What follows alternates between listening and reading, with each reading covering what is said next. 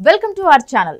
మొదటి సినిమాతోనే ఫేమస్ అయ్యి వరుస అవకాశాలు అందుకుంటోంది ఫరియా అబ్దుల్లా. జాతిరత్నాలు సినిమాలి చిట్టి క్యారెక్టర్ ఎంత ఫేమస్ అయిందో ప్రత్యేకంగా చెప్పనవసరం లేదు. మొదట ఆమెను చూసిన వారంతా ఉత్తరాది అమ్మాయి అనుకున్నారు, కానీ అసలు హైదరాబాదీ. పుట్టింది పెరిగింది చదువుకుంది భాగ్యనగరంలోనే. జాతిరత్నాలు తర్వాత పలు సినిమాలు వెబ్ సిరీస్ లలో కనిపించిన ఈ బ్యూటీ త్వరలో పెళ్లికి సిద్ధమవుతోంది అంటూ వార్తలొస్తున్నాయి. ఫరియా తన చిన్ననాటి స్నేహితుడిని పెళ్లి చేసుకోనుందని ఇండస్ట్రీలో ప్రచారం జరుగుతోంది. అతడు కూడా సినిమా ఇండస్ట్రీకి దగ్గరైన వ్యక్తి కావడంతో అతన్ని పెళ్లి చేసుకోబోతోందట. ఇప్పటికే చాలా షార్ట్ ఫిల్మ్స్ లో నటించాడని అంటున్నారు. ఇందులో ఎంత నిజం ఉందో తెలియదు, కానీ సోషల్ మీడియాలో మాత్రం ఈ న్యూస్ వైరల్ అవుతోంది.